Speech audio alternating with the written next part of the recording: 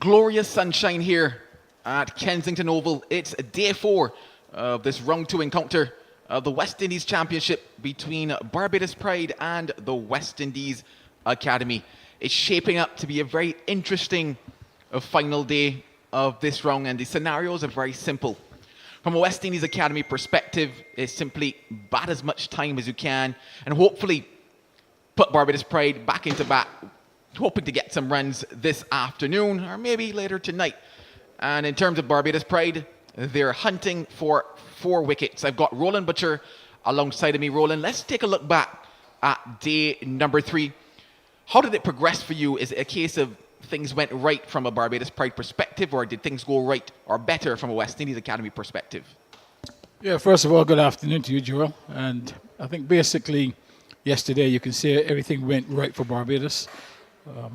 The first priority was to bowl the Academy out, which they did. I think the Academy in many ways contributed to that. Perhaps didn't show the sort of fight that they showed in the second innings. I thought second innings effort was a lot better. But obviously by virtue of having that huge first innings total, it meant that Barbados really was always going to be in the game. I mean, it's not often that a team is going to score nearly 600 runs and another team will overhaul that in the same innings. That's almost impossible, certainly in Caribbean cricket.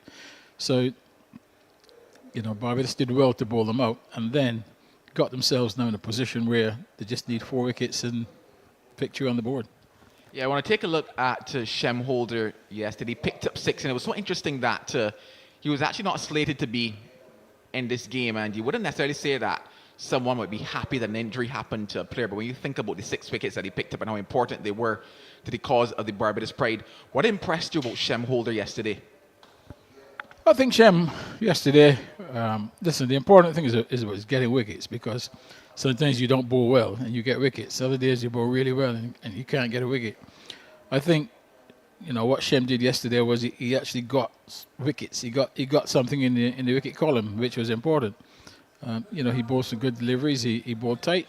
I mean, this is not a typical spinner's pitch. This pitch is still a good pitch. Over 1,000 runs scored on it so far. So, that tells you that batting is relatively easy. And as we've said many times, the pink ball you're playing with, particularly in the daytime, it's quite easy to bat. So I think Shem will be very happy on 2 fronts.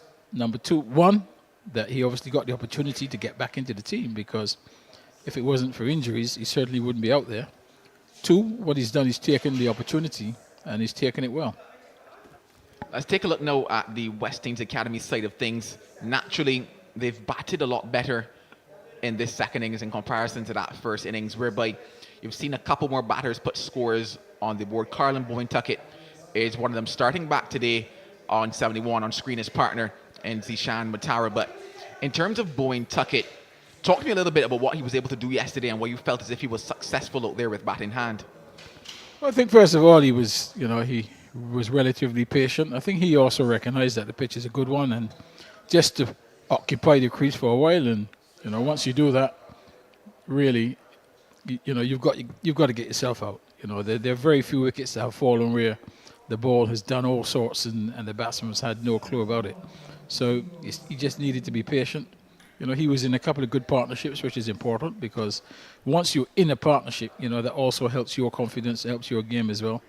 After Bishop went, obviously he was able to continue, and right at the death, he's there, hanging in, and gets a chance to bat again this morning. What he's asking for, he's starting on 71. What he needs now is for people like Matara and others to just hang in there and give him the opportunity to, try and approach 100.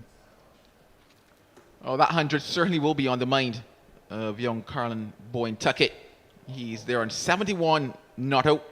His partner Zishan Matara is there yet to score, but he's faced a very important 21 delivery. Still another 131 runs required to force Barbados Pride to bat again. But Barbados Pride, they're in hunt and in search of 4 wickets. And the thing about it, Roland, is that all it will be is 4 balls. If only cricket was that simple. But theoretically, you're right. It only takes 4 balls for the game to be finished. But I'm hoping, and you should see a bit of fight this morning. Obviously, Barbados are going to start straight away with the spin. Obviously, the softer ball, just trying to get the batsman to put the effort into the shots, no pace to work with. And with fielders around the bat, just looking for the batter to make a mistake. Well, we're all set for the start of the final day of this West Indies Championship round 2 encounter. Jamel Warrican with ball in hand, and he's bowling to Bowen Tuckett. Well, an inside edge brings the first runs of the afternoon. Glorious sunshine here to get things started. A little earlier, maybe half an hour or so ago, we weren't sure whether or not we will start in the sunshine.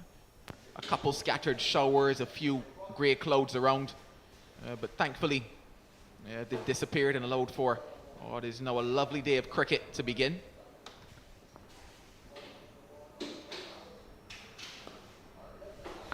Yes, early this morning we had some very heavy showers, and at one stage I was thinking that we may be sitting around for a while because of the weather.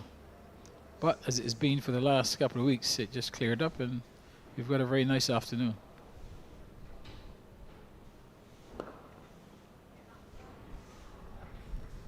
A very comfortable single down towards that long on position, operating at a similar pace to what he did yesterday, Jamel Warrican.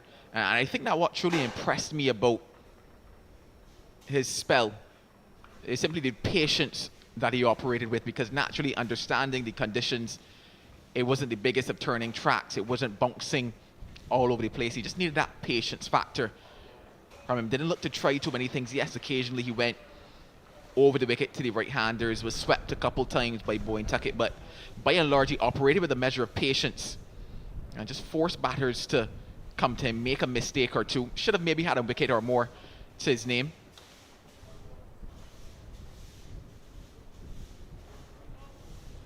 Yeah, so Warrican did what he always does as a bowler. He's just a consistent bowler. He's not a bowler that's going to rip the ball 5 balls and over. His game is based around, bowling tight. So he's a tight bowler, and he looks for you to make mistakes. And then, occasionally he will get one to go.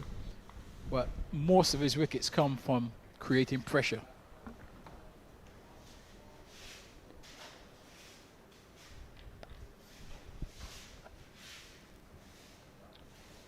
First over of the afternoon comes to an end. It's 214 for 6.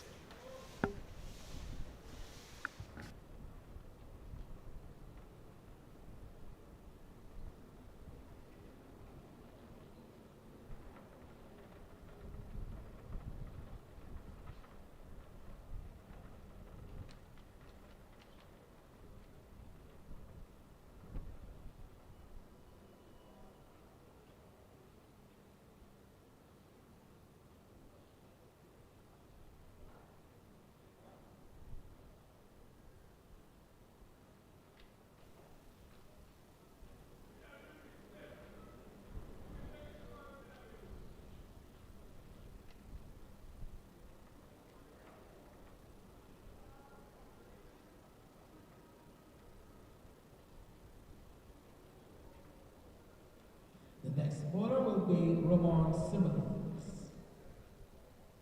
On Simmons to get things going from the Malcolm Marshall end.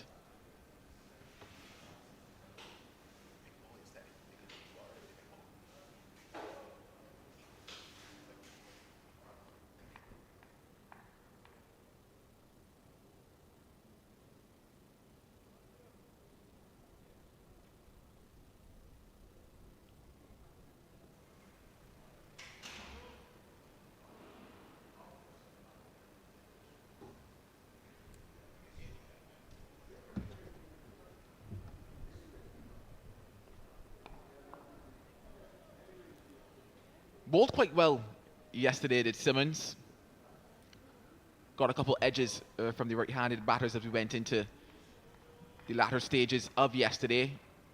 Just was very consistent on an angle, pitching maybe around that off-stump line and going away from the right-handed batters, forcing them to draw the hands away from the body. Yeah, Simmons had a very good spell yesterday, particularly when he picked up those wickets. I think the key to that really was the line and length that he bowled just outside the off stump. Got players to play at balls that perhaps they should have been leaving. And he had good rhythm at that stage.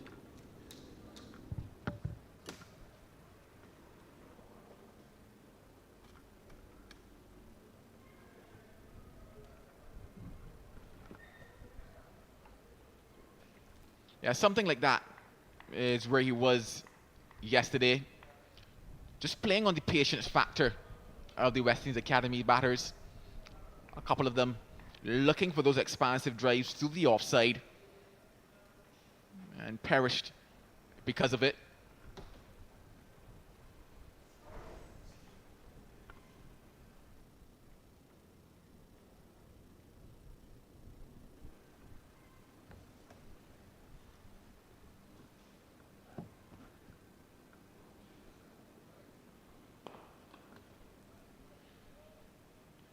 A very whitish mid-off because of that angle from Simmons as well. You can't tell yourself too many balls will be hit straight back down the ground on the angle that he's bowling at the moment.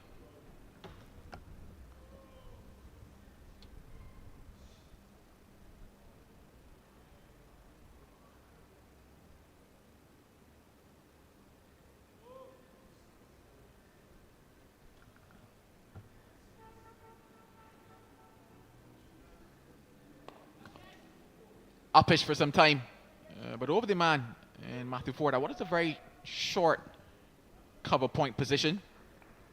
Gets him 2.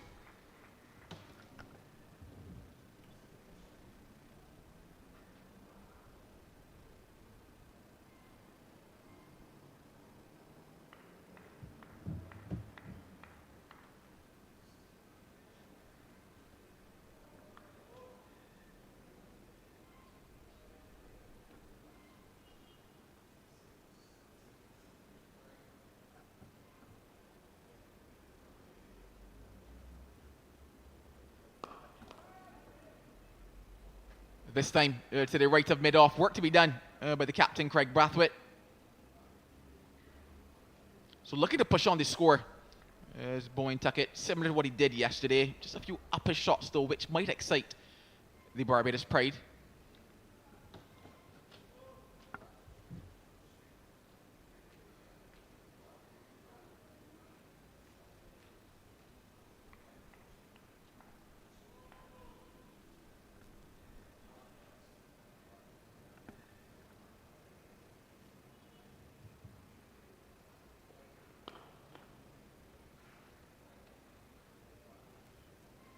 Can't get it past. Brings us to the end.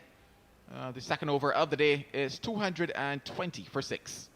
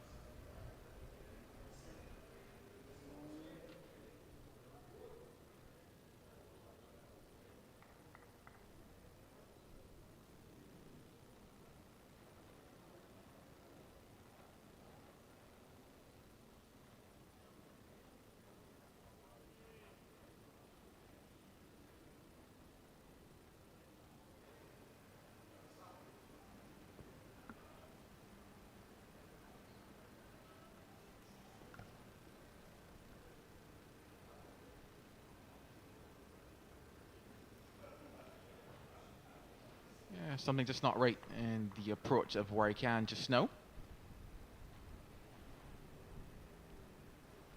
A lot of pressure here on Zishan Matara, who's no slouch with the bat.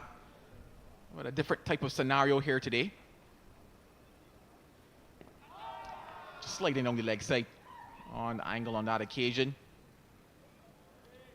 But how patient can he be from a Zishan Matara perspective? Not necessarily the runs factor, but how patient can he be?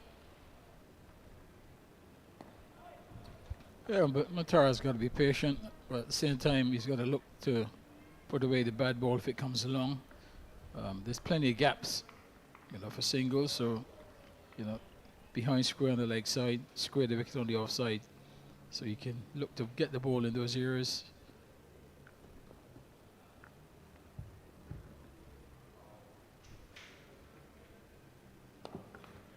Well, I questioned how patient. Well, he decided it's time to open up the arms, Zishan Matara. A little lazy in the running just now, thinking that maybe it would have been a boundary, so just getting one.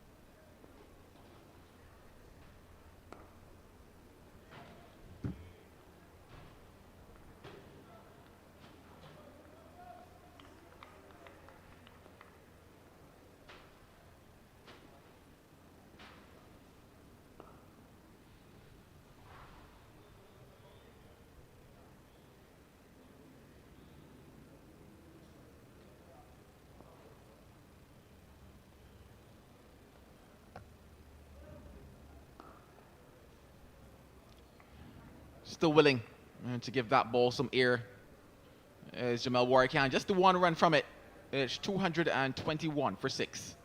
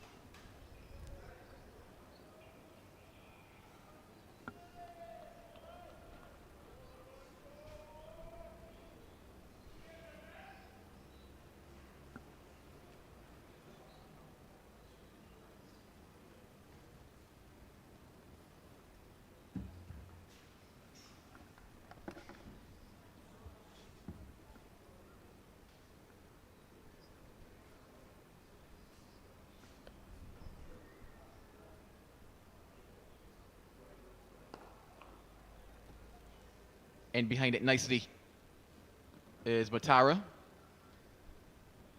Just thinking that maybe Simmons can look to get just a bit fuller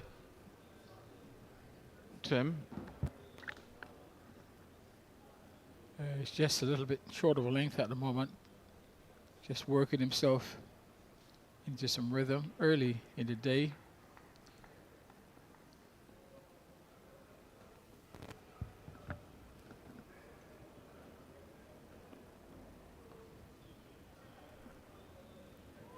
Even that, certainly don't mind looking to invite Matara to play the shots.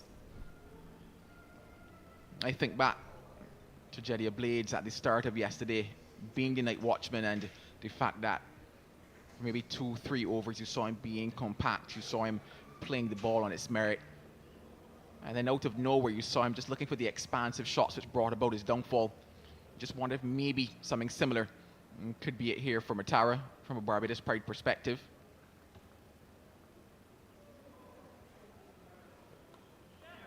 Flies past, second slip, and into the boundary. Yes, that wasn't a false shot. Deliberately looking to play the ball in that area. Placed it perfectly.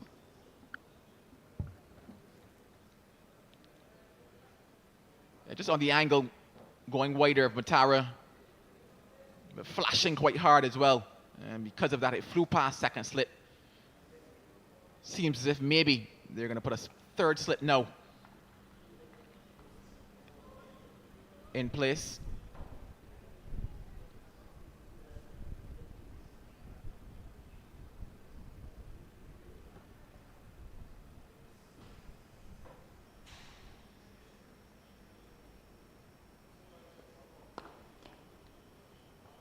This time he finds the middle of the bat.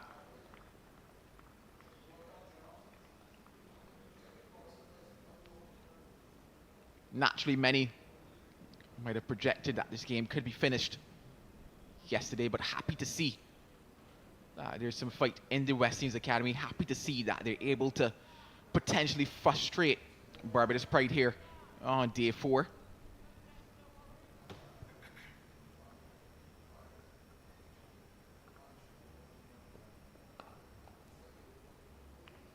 Beyond just batting time, the greatest frustration would be if they're able to get Barbados Pride to bat again. The end of the over, 225 for 6. Yes, Matara doing what's required of a night watchman, just to see the early overs off, and he was able to do that successfully.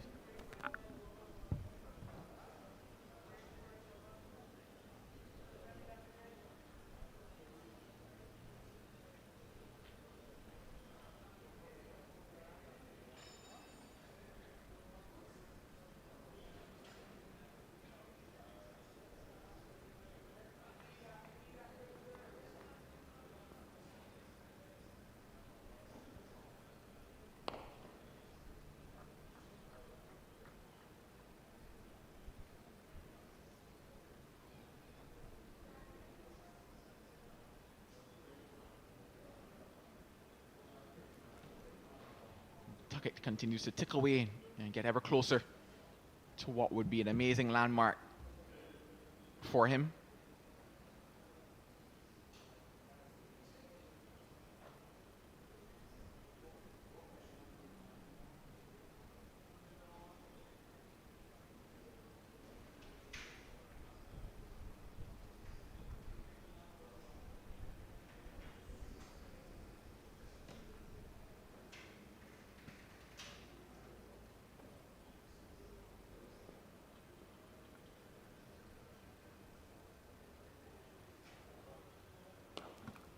Swept and swept well. A bit of broom work with that slog sweep from Matara. Yeah, very good shot. Just picking the right ball where he can give that one just a little bit just of height. He just tossed that one up. Tempted him, Matara. Matara took him on.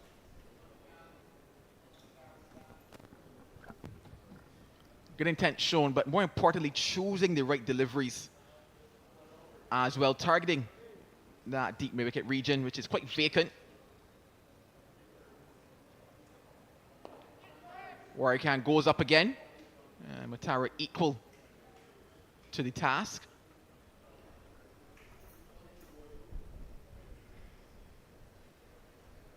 We're showing signs that he's going to be positive here this morning, Matara. This 81 represents the highest first-class score so far for Bowen Tuckett. Can only imagine what the emotions will be like for the young man if he's able to get himself that next 18 runs needed for his first class 100.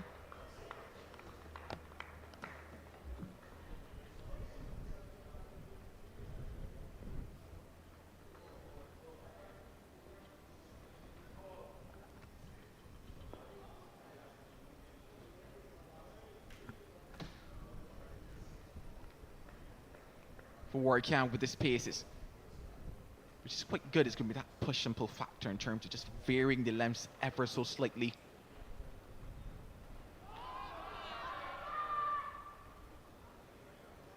A shout to close the over, but not out, says umpire right. It's 232 for 6. Yes, and Matara surviving that final delivery, just going on with the arm, but doing just what is required to frustrate Barbados.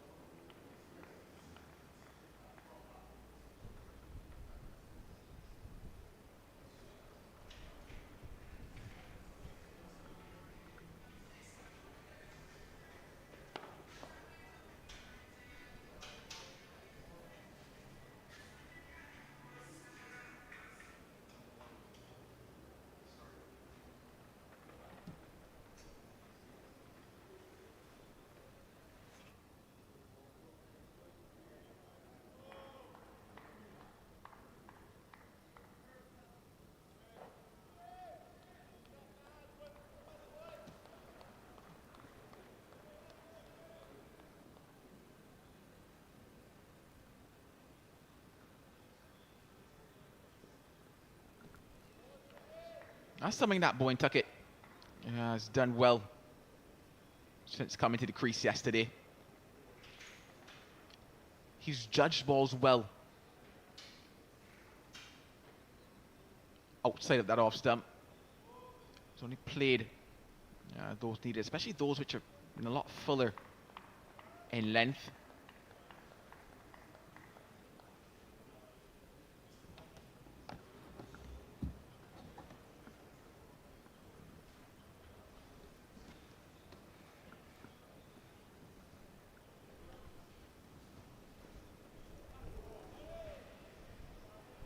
It's drawn into one ever so slightly by Simmons.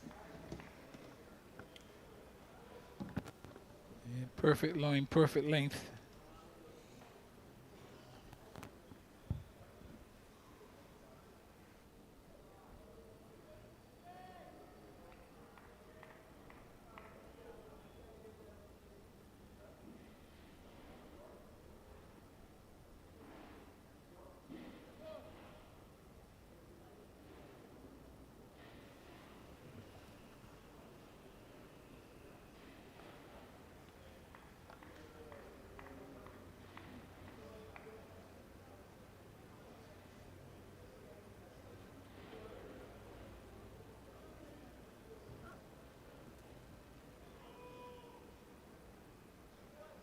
If my memory serves me correctly, and I stand to be corrected on this one, I believe it was last year that Bowen Tuckett was inducted into the academy. And since then, he's shown good signs.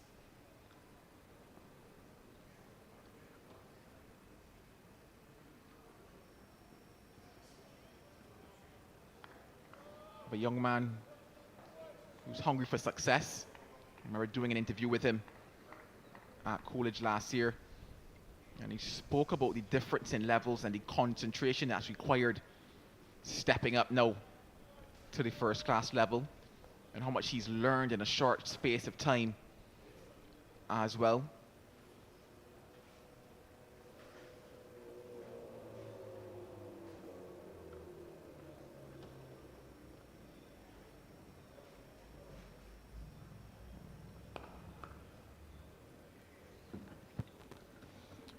Yes, this is a very steep learning curve for these young players.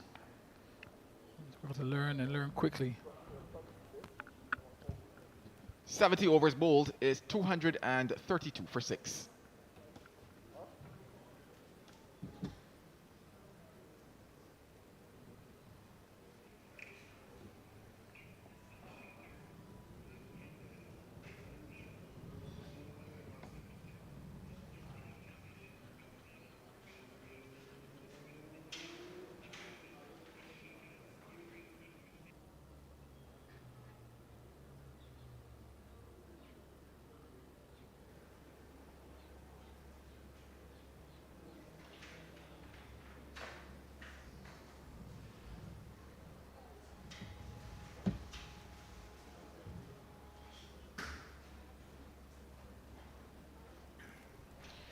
I'm making a couple adjustments now to the field because of the shots being played by Matara. There's a man now back just about maybe 10 meters or so off the deep mid-wicket boundary. Long on, just a couple steps off the boundary as well. Mid-off is drifted back slightly also. And now we're switching personnel. So Simmons goes to cover. Shem Holder comes to that short mid-on position.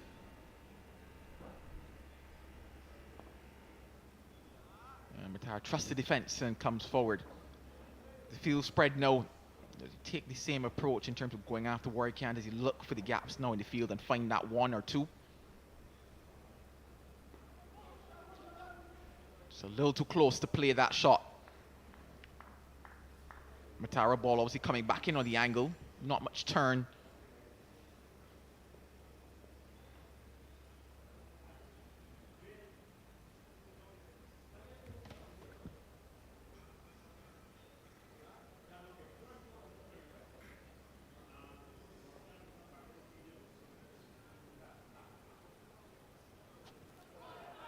Did he step out? Just beaten in flight there. Matara. Just the slightest bit of turn away from the bat as well. And our conversation between himself and Bowen Tuckett. Just a knock of the fist, in fact, to say, okay, buddy. Survive that one, let's go again.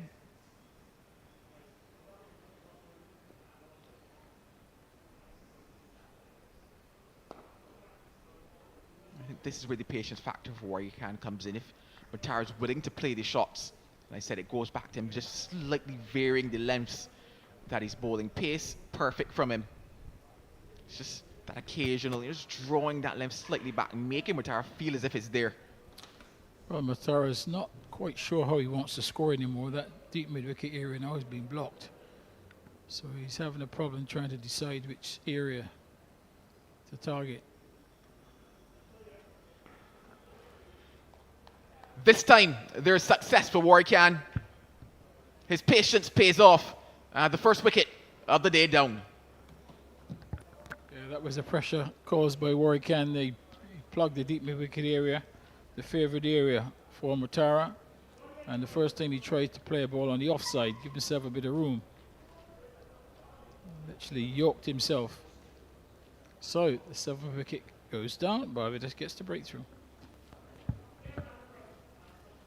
It was always playing on the patience factor of Matara, as you mentioned, plugging that deep mid-wicket. Because of that, needing to find a new avenue for the get-out shot of Matara.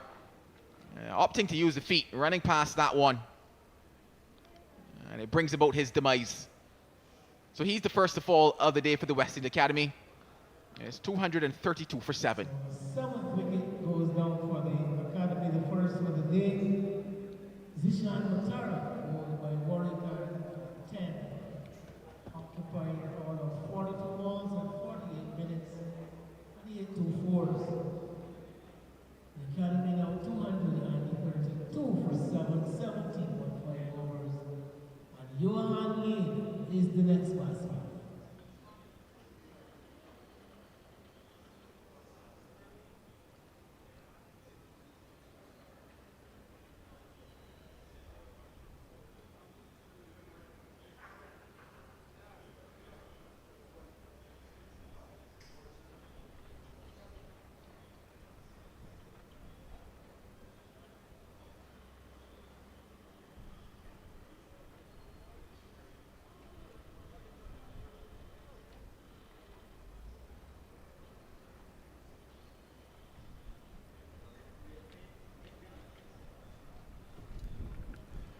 Johan Lane is the new batter for the West Indies Academy. There's a sharp shower. Now blows across Kensington Oval.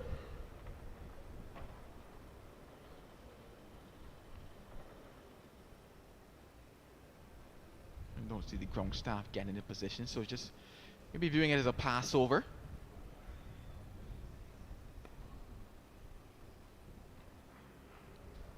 Lane finds himself off the mark. A successful over comes to an end. It's 233 for 7.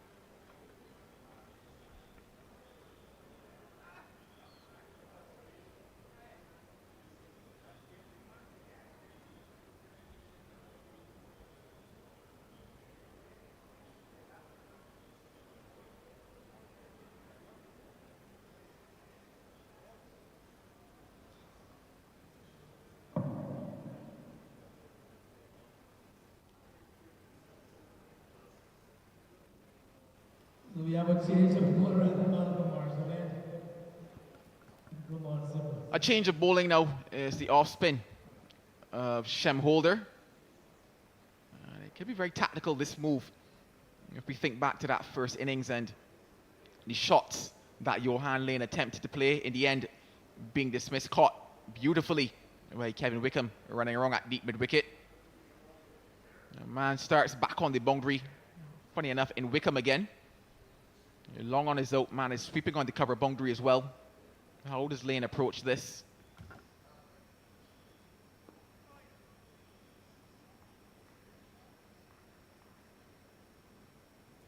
Boucher just signaling to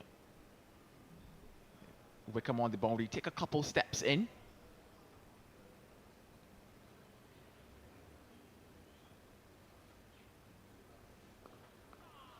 Pushes nicely into that vacant offside area and gets a single. At some stage, even though you're looking, yes, to go expansive, play your shots, needs to still have, I guess, a measure of responsibility as well. You look at the field, there's the opportunity to still score runs, tick over the scoring rate, still get your 3 and 4, 5 even and over depending.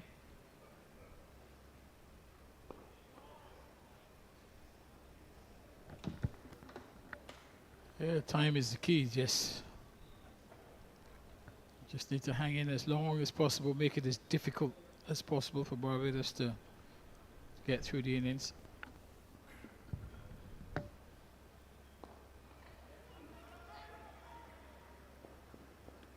Slightly wide of Braffett at mid-off. Because of that, they're able to complete a lovely single. Taken away is Boyne Tuckett.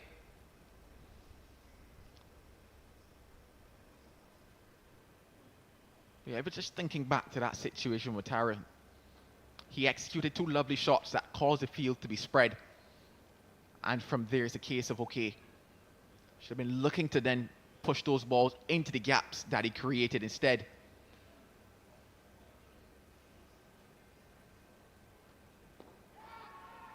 Just short of mid-wicket. Pushing with hard hands on that occasion, Johan Lane. But yeah, for Matara, he created the space that he needed to then rotate the strike. For some reason, just found himself chipping down. And it's so interesting that before that, he had not actually opted to use the feet at any stage.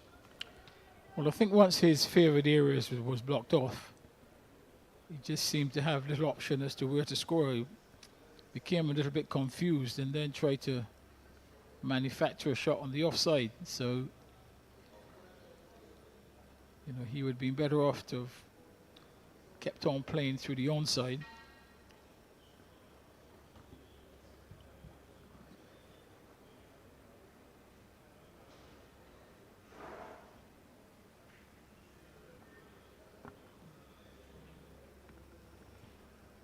That Barbados Pride camp still looking very relaxed.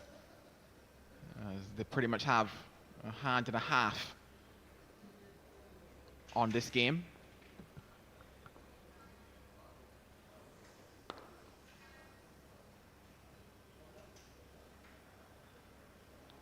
Continues to be responsible, continues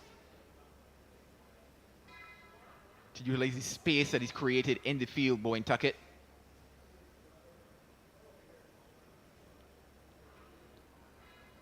I know in theory it sounds quite simple.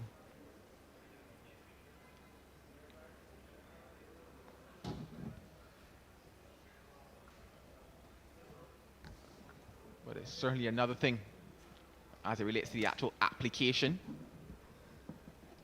And so far he's applying himself quite well.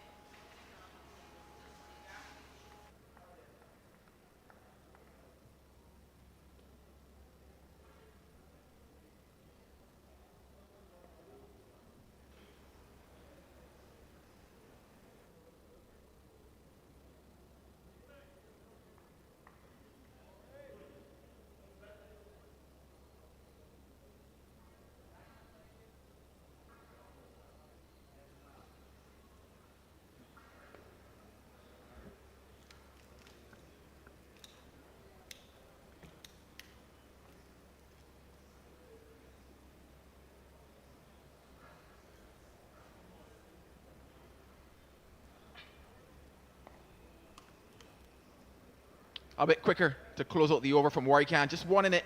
It's 236 for 7.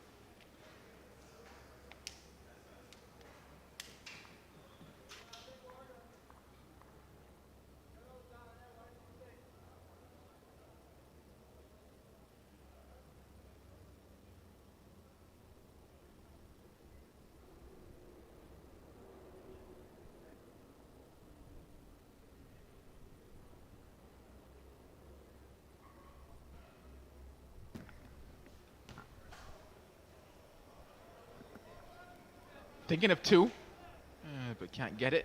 As I say good afternoon to Andrew Mason. Good afternoon, Joel. Good afternoon, viewers. Good performance by young Bowen Tuckett with visions of making a century. He's had his luck, but that's all part of the game. Very positive player he is.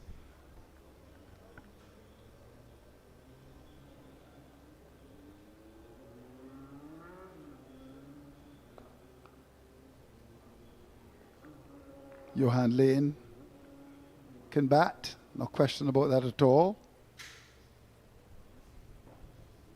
Very talented cricketer as well.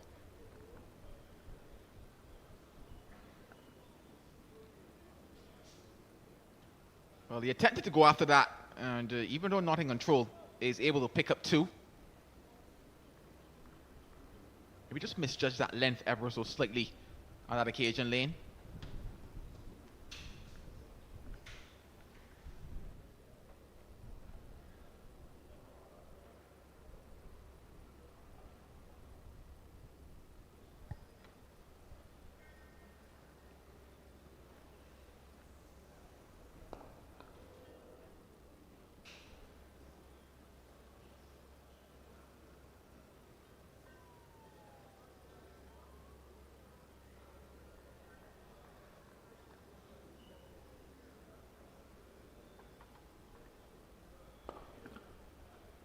Back down the ground and should find its way into the boundary. Lovely timing. At the end of the over, it's 239, or rather, in fact, 243 for 7.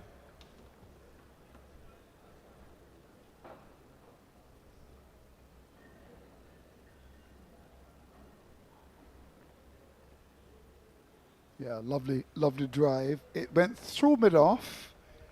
Captain Brathwaite, that you see on your screen, was at extra cover.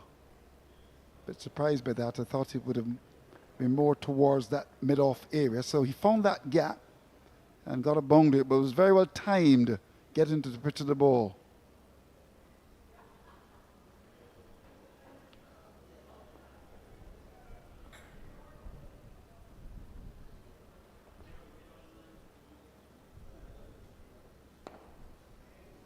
Very easy single for Tuckett, who is no doubt looking to get his 100. His mother has flown from Nevis to Wattham, but she's Bajan. And of course, you know, his father would have represented the Leewards. So he comes from a cricketing family, lives in Nevis. Hello to all of our viewers in Nevis.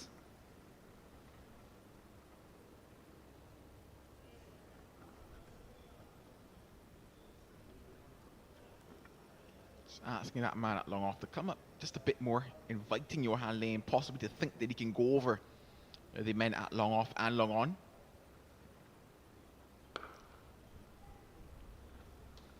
With his on the back foot to a ball that kept a trifle low, but he was in control. It was slightly quicker as well.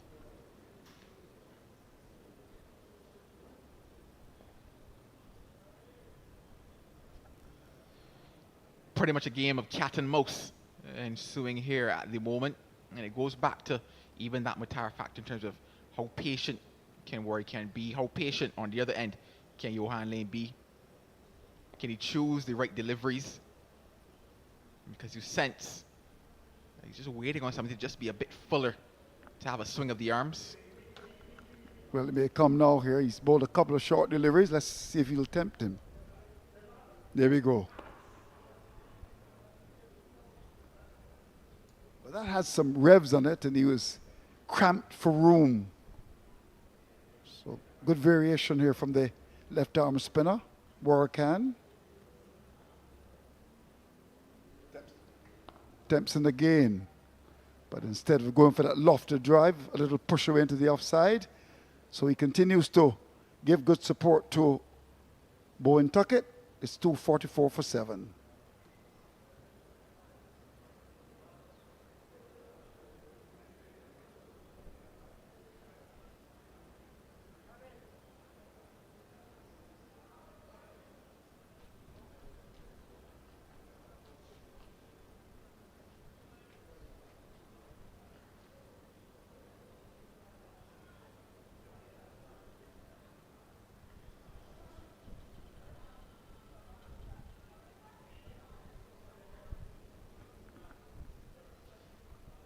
So just the 1 wicket this afternoon.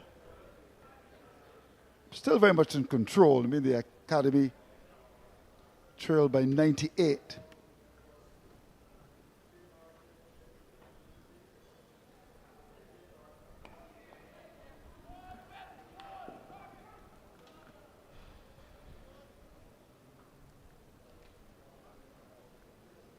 Well, he's been given lots of opportunities here, Bowen Tuckett, to get singles on the offside. There's a cover on the boundary. Now Brathwaite decides to come to a wideish mid-off. He was extra cover in the last over when Lane drove a holder. But he's got the attacking field. Slipped the silly point and forward short leg. Trying to exert that pressure on the young man.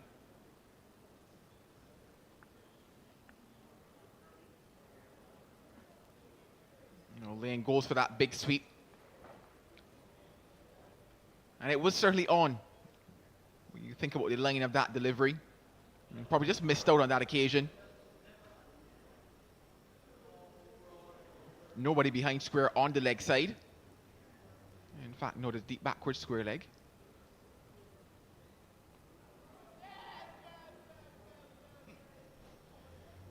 Needing the foot in the end. And funny enough, I think he actually missed it with the foot also, Johan Lane. I think he was undone by the extra bounce. The ball was short, so his eyes opened wide, but it rushed onto him and bounced. And he was discomforted.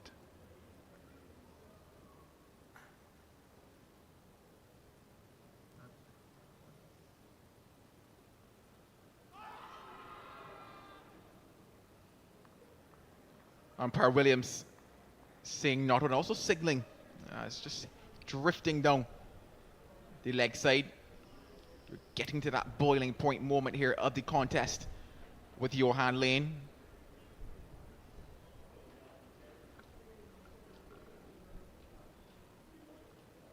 This time he makes connection, and that deep backward square leg comes into play. The end of the over, it's 246 for 7.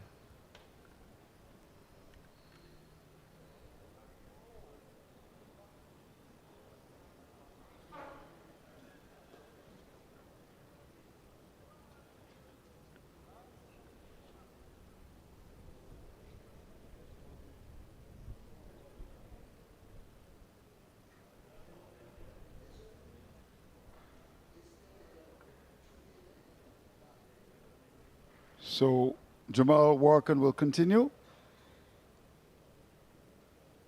Barbados with the option of bowling Matthew Ford. We saw Ramon Simmons start the attack. And of course the debutant, Jamal Eiffel, he can also bowl as well.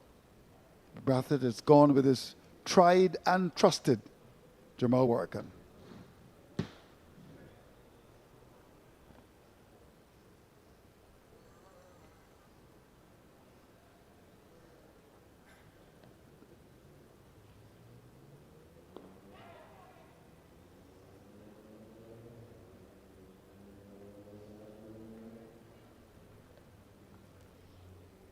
A quick conversation appears to be had now between the umpires regarding the ball. One or two instances today, you saw them gather and have a conversation.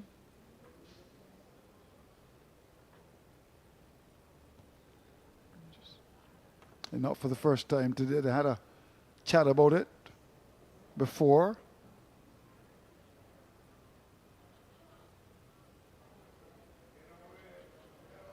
Maybe getting pretty soft now. Yeah, it appears as if something else is afoot. Might appear in terms of a bit of a conversation out there on the field. A bit of banter probably. Yeah, umpire Wright is having a word with Lane, who could very well be complaining. I don't know what it's all about. But of course, that happens in cricket. Let's hope that doesn't throw him off. And he'll want to concentrate hard here against Warkan. He was winding up for the big drive, then checked the shot. Yeah, I think it's just a case of maybe some banter, some under the helmet banter going back and forth out there between the close fielders and Lane. He gets all of that and more. Add 6 to Piggy Bank.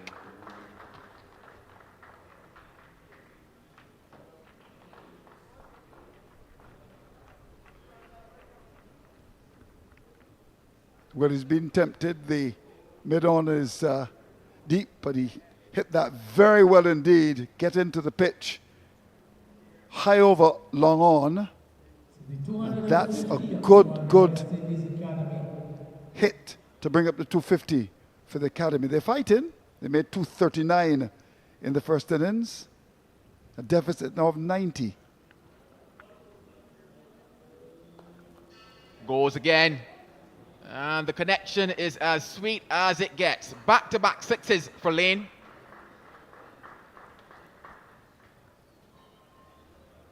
Maybe that banter G'd him up, really, because ever since then, he's gone after Warkan. A big swing over mid-wicket.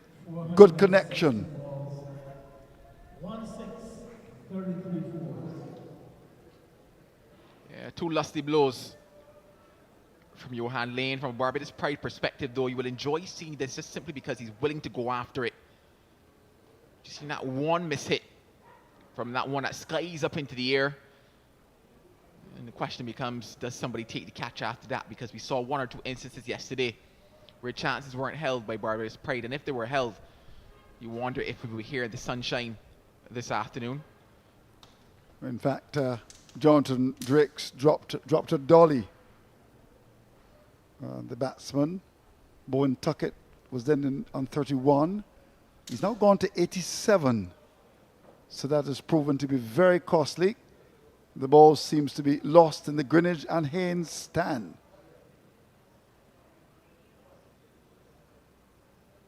And umpire Williams is showing the spectator where it has gone. Yes, follow instructions, my brother. Up, up, and maybe away. You say spectator, but that's the Shamatara, who was recently Oh, dismissed. is it? Okay. Who's become a spectator? Well done, well done, well spotted. I like that one. What? No, but a spectator has found it. That's not Matara, is it? Oh, no, that's Joel, the cameraman. Joel, the cameraman. Yes, indeed. Hello, Joel. Thank you for your service. Well done.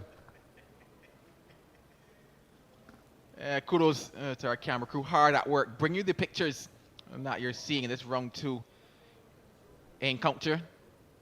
These guys have been working hard in the sun and the rain. Some of them have been privileged to be in the shade. When he's back at work, having found the ball. So will Lane continue to attack Warkan here? He's gone to 21. Some frustration for the Barbados team. There are many people who felt that Barbados would have won the game since last night. That has not been the case. Bowen Tuckett has been good. Much better length by Warkan, just on the off stump. The mid-wicket is right back on the boundary. There's now a long on.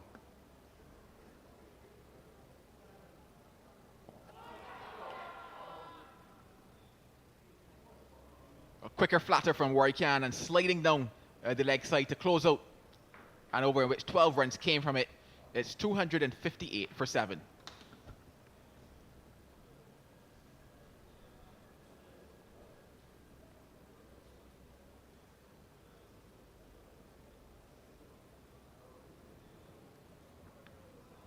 The umpires are conferring again, Joel. And just get a feeling that Barbados may not be all that happy with the ball. It was thrown to umpire right by Warkan at the end of the over. The umpires came together, and it looks as if we're going to continue with this ball.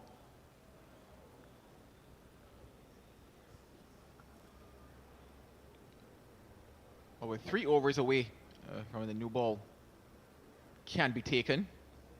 Barbados probably hoping that they don't require that new ball.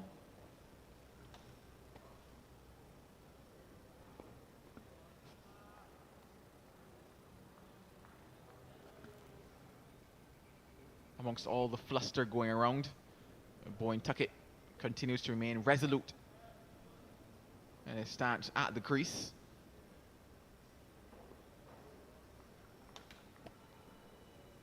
Yes, he's batted well. Started aggressively. Quite prepared to battle away.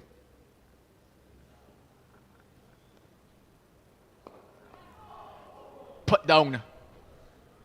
Well, you need a bit of fortune some days, and Bowen Tuckett is getting it. Dropped on 31, now dropped on 87. And immediately the bowler called for it, but that should have been taken. Took a good catch in the first innings. It went back to him hard. Might have been slightly surprised, but that should have been gobbled. Another chance for Bowen Tuckett.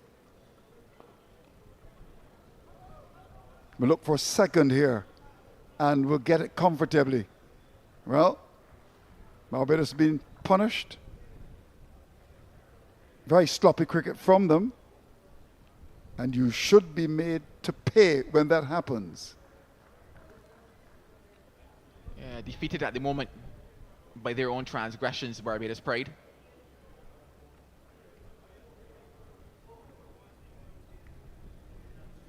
I guess the price to pay is more sunshine for them. 260 for 7. There's just 2 deliveries left in this over.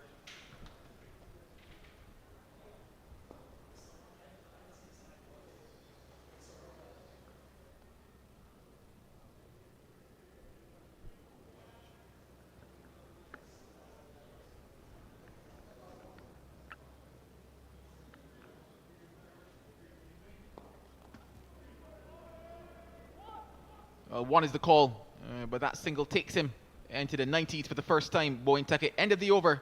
It's 261 for 7.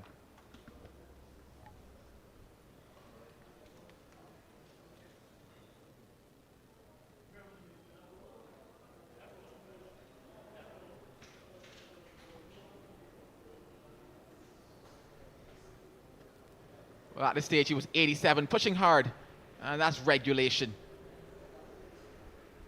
That's what you work on at practice, and Shem Holder has dusted it.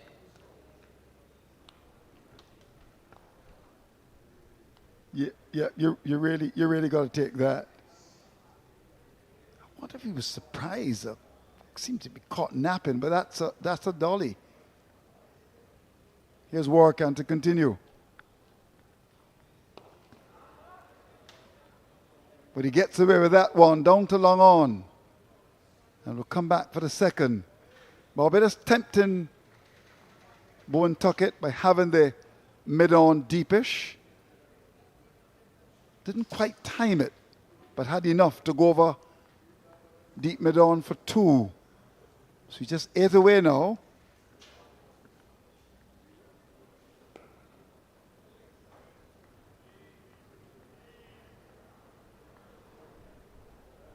Will it be the nervous 90s for him? Or will he be aggressive? We shall see. Well, that would have been a gift of a boundary had he connected with it. He swept well all throughout this innings. If you look at the wagon wheel for him, behind square on the leg side, will show quite a few boundaries, especially off the bowling of Jamal Warkan when he opted to bowl left arm over the wicket at certain stages in the afternoon and the evening yesterday.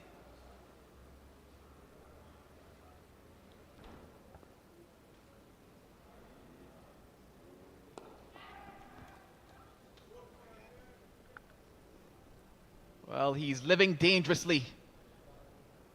Appears to be put down again now at cover. So that's 3 chances for him now. Yeah, Matthew Ford should have been taken. Went to short extra cover. And that's something that Barbados will have to be very concerned about. Drop catches. It almost appears as if they're operating like it's a foregone conclusion for them in terms of the victory and don't necessarily have to work for it here. Barbados Pride maybe expected in that second innings that they might steamroll the academy. They batted themselves into a good position, a position from which they have a platform that if they bat well, they can continue to keep Barbados out there in the sunshine. First hour of play done and dusted. And I would say that session, that first hour belonged to the West Indies Academy. 264 for 7. So the first refreshment break for the afternoon.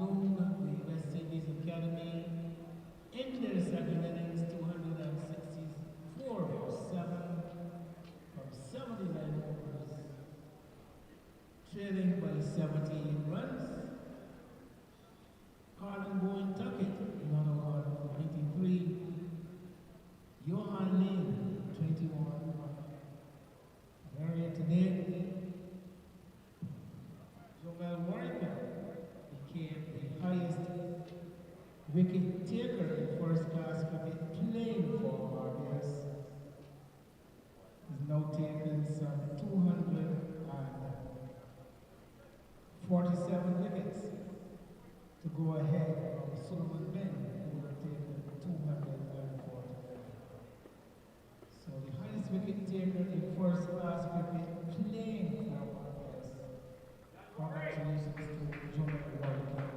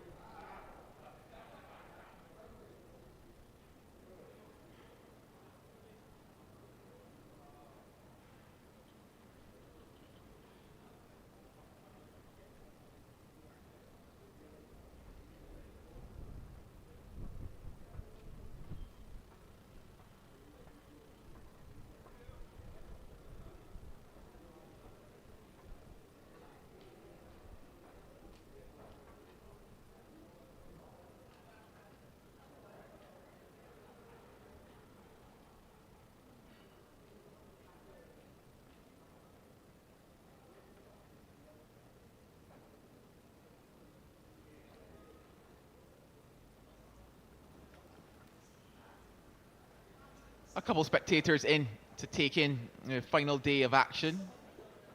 Visitors and locals alike right here at the iconic Kensington Oval. They've gathered there in the 3W stand. Depending on how long we're able to keep going, quite a few more might turn up after they've completed their Saturday morning chores, a bit of sweeping and mopping, and then come down to take in the cricket action. And from a very neutral perspective, you would just hope that West Indies Academy can keep fighting. Even if they're to go on to lose this one, you want to see that fight. You don't just want to see them get rolled over time and time again. I'm enjoying what they've produced so far. Yes, they've gotten a couple chances. But that's the game of cricket. Shem Holder to come after the break.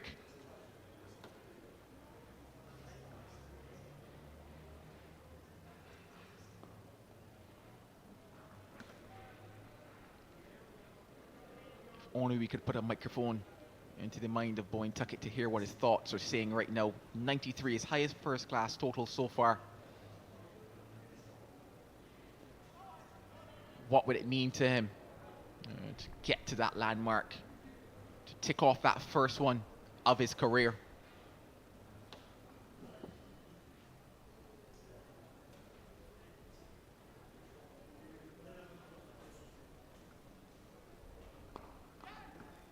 This now is 13th first class match. Bowen Tuckett. I certainly agree with your assessment of Barbados. It's almost as if just waiting for something to happen. And they've been very sloppy in the field. They should go on to win. I mean, the deficit is 77. Bad line. More runs for the academy.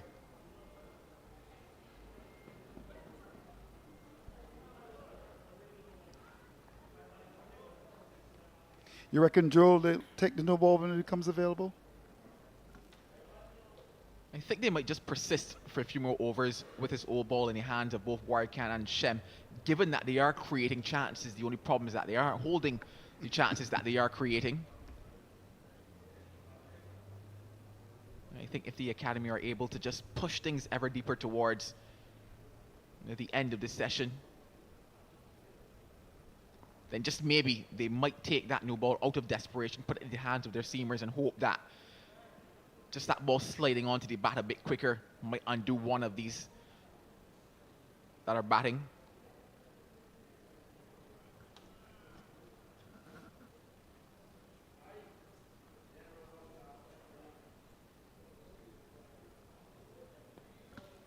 Yeah, I just think it's just the intensity factor for them.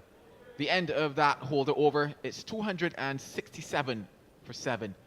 Not necessarily having the intensity of a team that is telling themselves that they're going to force the win.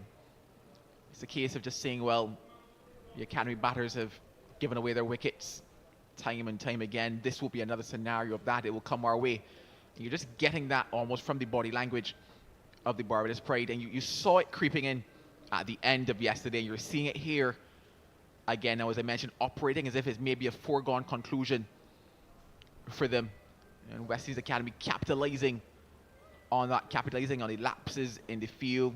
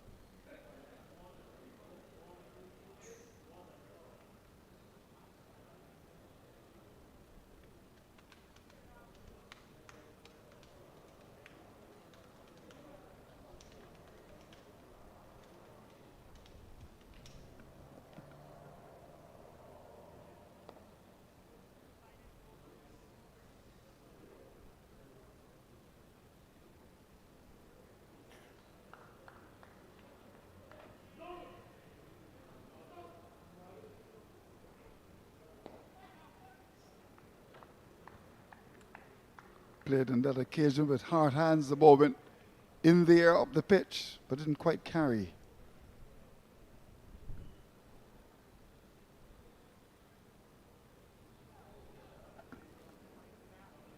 Just needed to make that adjustment at the last minute lane. Length looked inviting to come forward. Realized it wasn't there. Quick adjustment and soft hands as well. Last ball of this Warrior Can over. And he gets through it. So made to toil even longer, Barbados Pride. 268 for 7.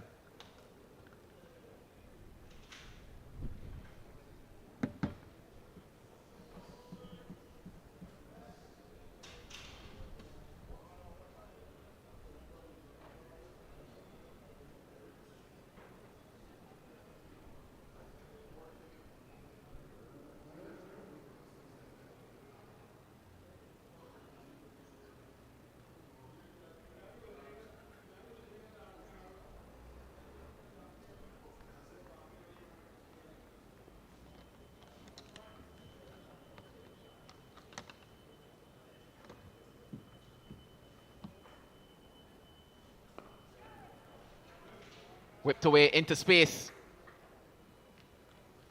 Just short of the boundary. Takes Boyne-Tuckett now to 97. So he's one hit away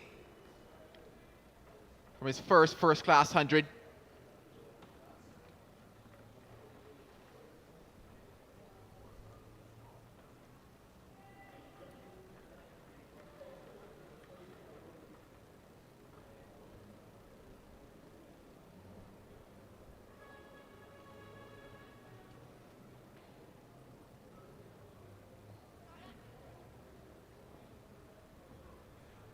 Deep backward square leg in play. Because of it, just one.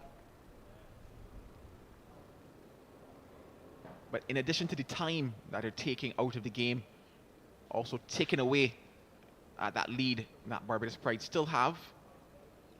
Now trailed by just 71 runs.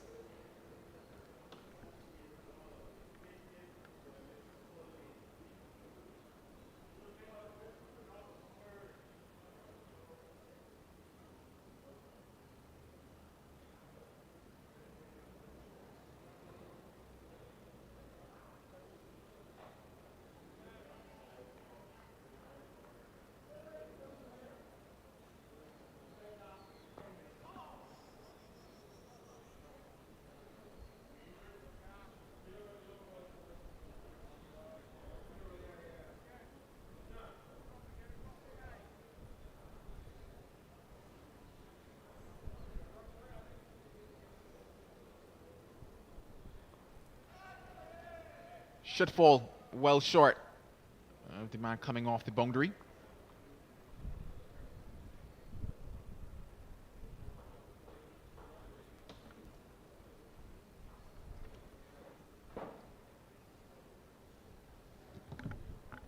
So he's at 98 now, but the cover is still on the boundary.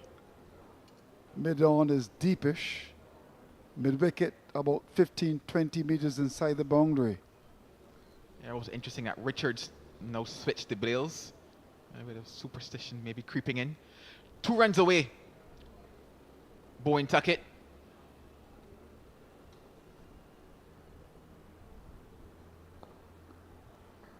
Gets 1. Definitely can't get 2 there. He's on that figure of 99, Bowen Tuckett.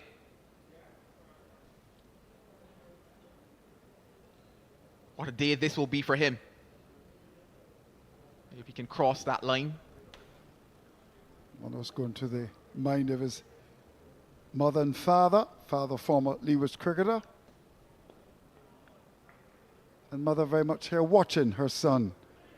It will be tremendous joy, I'm sure, if he gets it. But he's batted well. He's batted with a lot of luck. But I like his overall approach. He's been positive and really deserves 100. 274 for 7.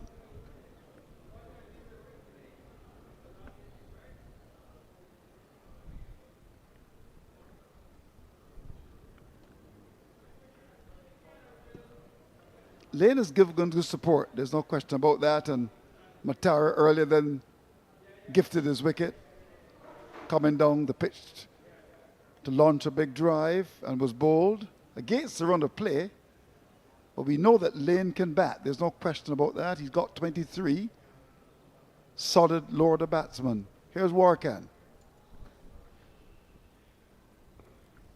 Yeah, I definitely agreed. He can bat, I think, back to an innings that he played last year's first class championship himself in partnership with Joshua Bishop at Coolidge, where Joshua Bishop got 100. And Johan Lane, I believe, got what was his first class half century in that match. And it was a partnership that showed maturity. It was a partnership where Lane came out guns blazing and then just settled down throughout the innings as well, similar to how he did in the second innings also. So he has the ability to spend time at the crease, has the ability to choose his shots wisely as well. Just on occasion, just gives it away, Johan Lane. So the potential is there, the ability is there. It's just the application factor, which he's doing quite well so far. The long on comes up to deep mid-on now. And that mid-off is in. Frustration for the Barbados Pride.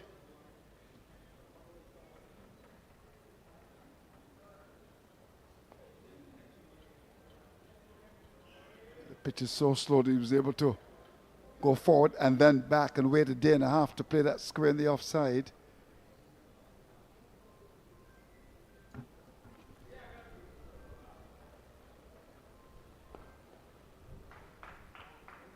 Keeping working out, keeping Barbados in the field as well. 274 for 7.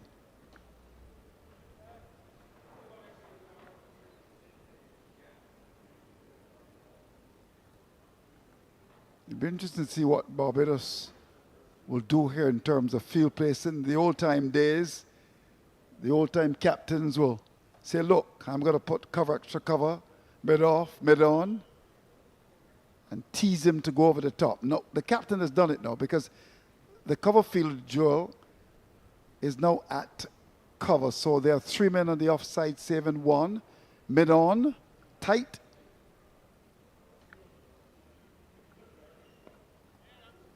Still can't get it. Remains on 99, Bowen Tuckett. No, early was getting a single down to cover, which was on the boundary.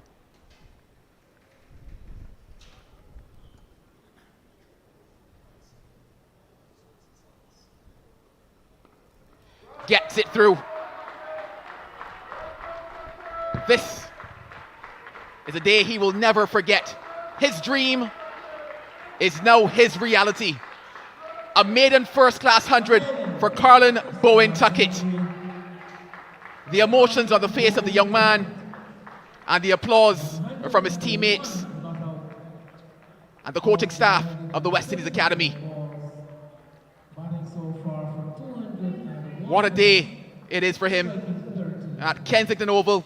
He has done something that years ago he thought possible.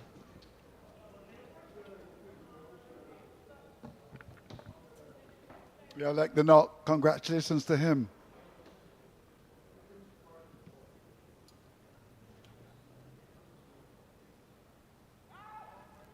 And the runs will keep coming for him.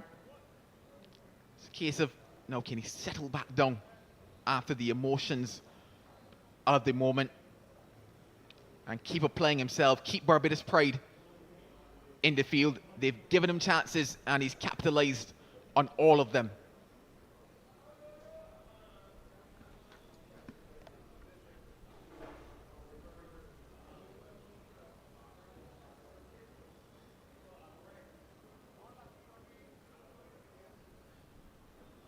Very positive in his stroke play. 2 slices of luck. In fact, 3. Dropped by Drakes, dropped by the bowler. Cotton bowl chance and an extra cover dropped by Ford.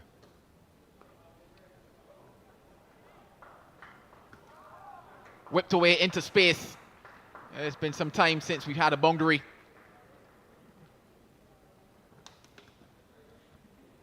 But Barbados may go on to win the match, but the reality is that ball was pitched on the leg stump. Meat and drink, really. They'd have to go behind closed doors and do some real talking. They were beaten by the Harpy Eagles. They should win this, but I think there are some concerns, really.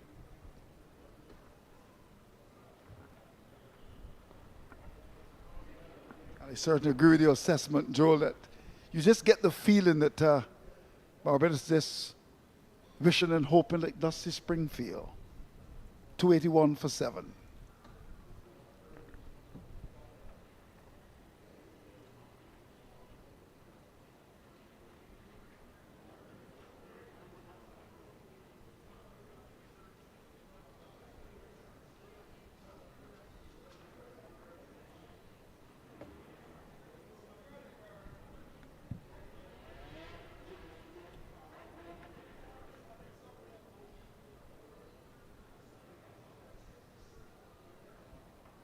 We're 84 overs bowled now, and we were speculating about the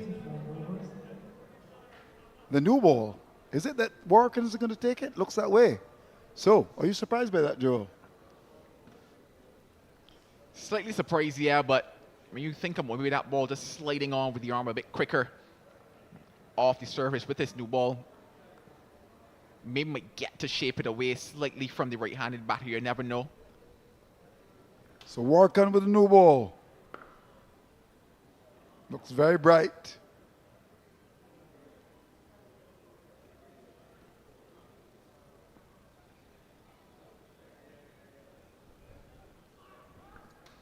Very sloppy indeed down the leg side. And umpire Wright out of Jamaica, the land of wood and water, signals a bye.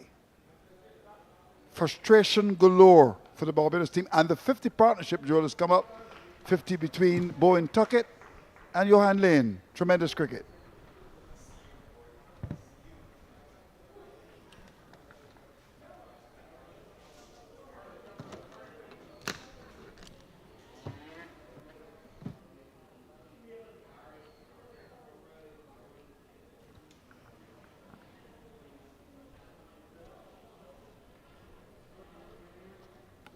Big swing there by Johan Lane as we welcome Hendy Wallace. Nice to see you, Hendy. Did you go to the market this morning like the mighty Gabby? Come for your guava, come for your corn. Good afternoon to you, Andrew. Good afternoon to viewers. So the answer is no. Unfortunately, it was a working morning. Indeed. So the other job. No sweet potatoes, no yams. They're quite expensive nowadays, I can assure you. in the air. The catch should be taken. It is! Finally! A wicket for Barbados. Warkan strikes. Catch taken by Wickham. And Lane goes. Was a muted celebration from the Barbados fielders. I guess that they were just so weary with the frustration. And Lane not quite getting that one right. The intention was clear. I think he ideally wanted to hit that one a little bit straighter. And was only able to get it just about 5 meters shy of the long on boundary, where the catch was very comfortably taken by Kevin Wickham. But another wicket for Jamel Warrican, and he continues to be the talisman for Barbados. And with the new ball as well. Yes, just looking for the big shot, but I suspect he wanted to get it a little bit straighter, just to the right of screen. And Wickham making absolutely no mistake, getting both hands to it and clutching it into the body. It did come in a bit with the arm, and maybe Lane was making provisions for a little bit of spin to the ball going away from him, so it got the inner portion of the bat, got quite good distance, but just not far enough. So Warrican gets another scalp. Lots of frustration for the Barbados team as we head towards the break. First break for the pink ball is just 20 minutes, and then, of course, if they get to sup, it'll be 40. So McKenny Clark comes to fill the breach.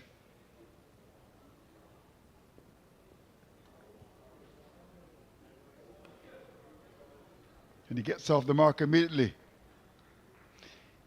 It's going to be interesting now to see how Bowen Tuckett approaches this. So the second new ball has been taken by Warrican. Not often that you see a spinner taking the new ball, but there was success for Barbados. 282 for 8. Well, with the new ball brought new fortune for Barbados, but you really can't say enough about the innings of Carlin Bowen Tuckett. And it was interesting to see that when Lane was dismissed, he ran over very quickly to him to congratulate him, I assume, for the partnership and being there with him to see him through to his century. So now he's got McKenny Clark with him, and he'd be saying, well, let's look at this deficit here. This is actually quite attainable. So if you can hang in there just like Lane did, then we could probably wipe off this deficit, which in itself would be quite an achievement. Just 59 runs now required.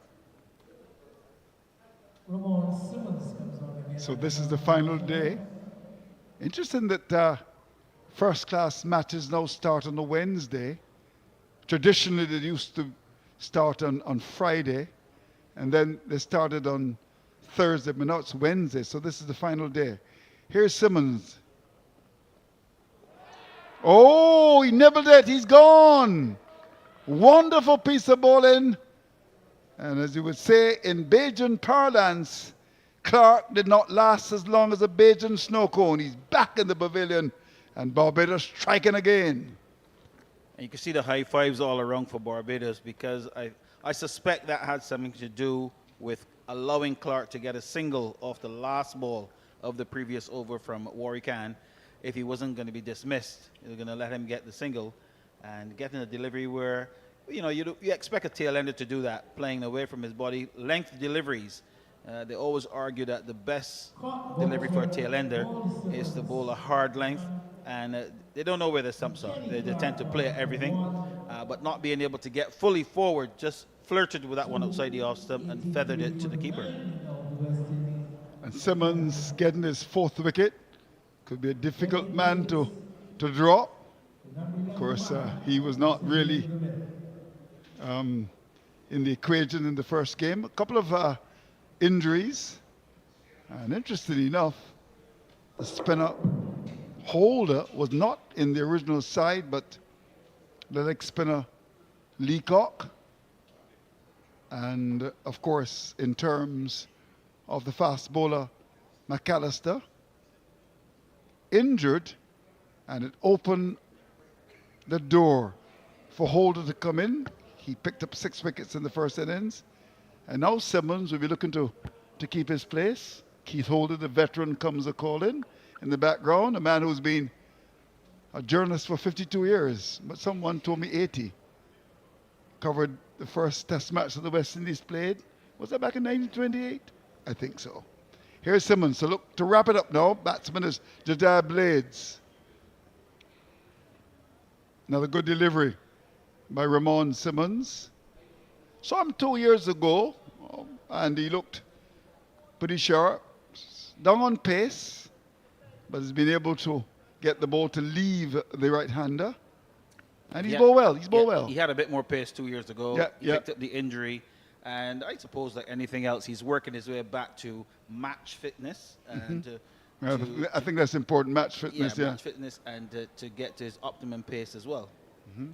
Keith holding the back, doing some radio commentaries heard on CBC radio. Of course, Barbados are big on covering cricket. In fact, I believe that Barbados will be the only country in the Caribbean and possibly in the world to cover local cricket. And as I said earlier, that started back in 1978. There was a director at CBC, Miss Jean Lewis, who's now gone to the great beyond, a Jamaican, who said, look, we need to cover cricket. And ever since 1978, local cricket being heard on local radio in Barbados. Wonderful. Edge found through second and third slip. That's gone for 4. He's a lucky man. Just wondered what happened there. The reaction was very late by both the third slip and the second slip. And I'm just wondering if the height probably has something to do with it. No, it was at a catchable height, just above shoulder level, and going away from the second slip fielder. Third slip was a tad wide, and I see wicketkeeper Boucher now trying to reposition the slip cordon, and we just saw the third slip just come a little bit to his left. So there was a gap that is normally wider than you would have between a second and third slip. Lovely firm shot by Blades, who's also a Barbadian. Lots of Barbadians in the academy, as is the case with the CCC, who faltered in the second innings against Guyana. Imlak making another 100.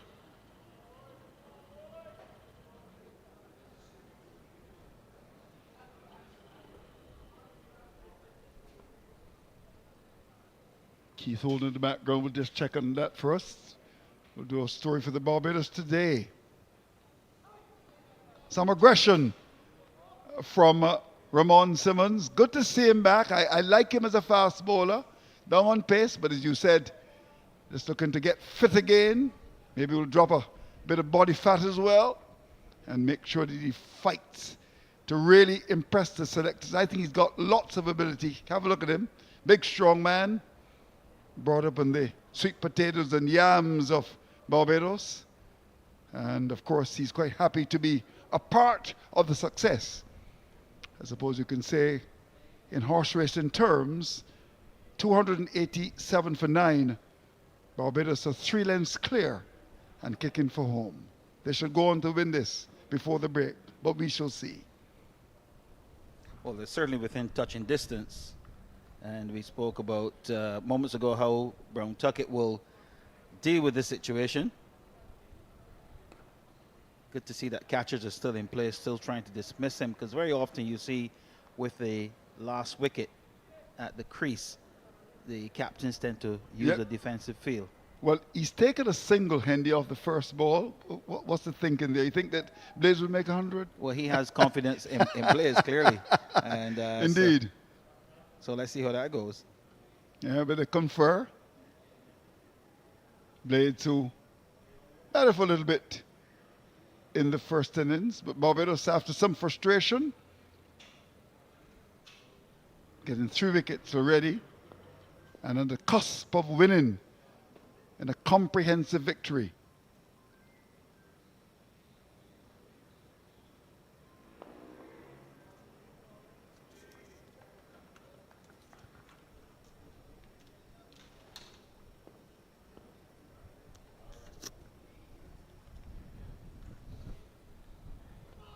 And that's all over. Right through the gate. Deceived with a slower arm ball. There was Blaze looking to get onto the front foot to keep that one out, but just left a gap, enough of a gap. And Warwican found his way through that gap. So victory for Barbados. Warwican finishing with the impressive figures of 6 for 104.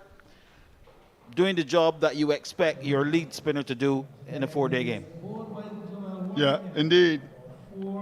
Wonderful performance by the Barbados team. And having been trashed by the Harpy Eagles of Guyana, the Barbados pride, making the country proud with a performance worthy of commendation. Brilliant, excellent, superb, led by the man who did so very well for the West Indies in Pakistan, Jamal Warkan, born in St. Vincent, came to Barbados when he was about 12, a Combo-Marian, and one who came here to do the business for this great country, Barbados, and quite appropriately done at the region's Mecca. Barbados with a comprehensive victory over the academy, who would have learnt a lot after this performance. But of course, in terms of their own joy, Carlon Bowen Tuckett, with a brilliant 100 in the sunshine of Bridgetown, would have been the hallmark for them. But don't take it away from the Barbados team. They came and they made 581 for 9 declared, led by their captain, who was brilliant in making 201. His first officer, Drakes, got 117, and that was the platform to launch an attack. And in the end, Barbados are successful, and they must know that if you itch for success, then keep on scratching. Congratulations to the Barbados team. I think when the selection was made, the final selection for the combination of this team, it was felt that the dryness of the pitch would probably assist the slow bowling, and given the injury situation that they were faced, they decided then to go with the extra spinner in Shem Holder, and he delivered the business by picking up 6 wickets in the first innings. And then it was Jomel Warwican who was the hero in the second innings. Took a while because of the stout defense shown by the West Indies Academy, and Carlon Bowen Tuckett leading there with a century. Was quite enterprising last evening. Boundary studded innings, and it was only fitting. You felt that no one would have begrudged him of getting 3 figures today, and he duly got that. I think he has to compliment his partner Johan Lane, who's really stuck with him through that period that was a little bit tricky, and as Barbados then eventually went to victory. Yeah, they did indeed. And that was poor on the part of Matara, batting pretty well, and then in the end really gave it away. But it was young Bowen Tuckett playing some wonderful shots high over the top of that long on area, and a big swing over wide long on, and that was his 100, his first at this level. He will remember this day for quite a long time, but he needed support.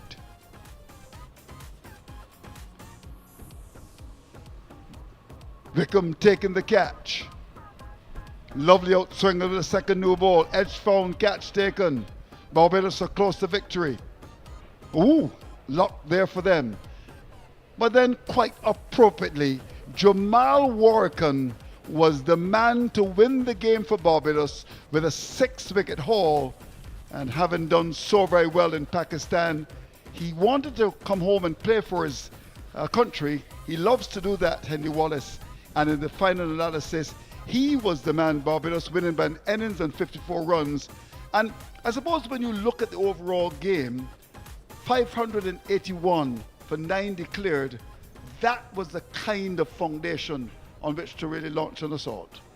Well, saying once Barbados won the toss and they saw the surface that was presented here, they were quite clear that runs were there to be had batting first, and it would have been a little bit difficult for the faster bowlers to really exploit the conditions. So, yeah, I think it was key to really take some time out of the game, put up a substantial first innings score, and that 500 was just about what was, what was required, I thought, to give them the opportunity to just bat once. Yeah, and that was important. In fact, there were some who were saying that Barbados should have made the declaration on the lights. I agree with the captain to look to bat once. Despite some resistance from the tail, in the end, Barbados with a healthy first innings lead, 239, and by the end of the third day, things were, not the kind of success we were looking for. They came the last day, and despite a brilliant 100 from this young Bowen Tuckett, Barbados were able to go on to win. Yeah, and I think if I just go back a bit to day number 2, I think Barbados paced it really well, because then when the declaration came, it gave them an opportunity to have a crack at the West Indies Academy an hour before the interval, and they picked up 2 wickets, and then when they came back under the lights, they really felt that they could have made more of an impression. Well, they got a few more wickets. They came across a Rivaldo Clark in quite good form, and he played quite well that evening as well. So when they came the following morning, I actually thought that the West Indies Academy capitulated a little bit easier than anticipated. So Barbados really hit the ground running by day 3, and I think that set the tone up. Although the Academy would not have been disheartened batting on this surface, because you could bat on it even on a worn pitch. We realize here at Kensington, the pitch does not deteriorate that rapidly or that badly. You can't bat on it. So it's not unthinkable to put up some resistance on day 4. Unfortunately, they lost too many wickets in the afternoon yesterday, which made it more difficult for them on day 4. Yeah, and I agree with your assessment. The pitch never really was a bad one. It wasn't difficult for batting. Let's now turn our attention to this young man, Bowen Tuckett. His father would have played for the Lewis. I thought he batted brilliantly. Well, his approach was what impressed me most. He was very calculated in being aggressive, but not recklessly so. And his shot selection, I thought he should have been commended for that, the way he chose to attack the bowling, and he hit the boundary quite frequently. So he played with a level of confidence, and I believe too that he probably took some inspiration from the way Rivaldo Clark played in the first innings. And being the keeper, he was probably best positioned to judge the pace of this pitch. He was up there for quite a while, 130 odd overs. So he would have, he had a good assessment of how the pitch would play in terms of the bounce, etc. So that would have worked in his favor. And so he had a little bit of an advantage really going into bat. But you could see that he was confident about it. There was no real tremors in the pitch, and he let his ability do the talking.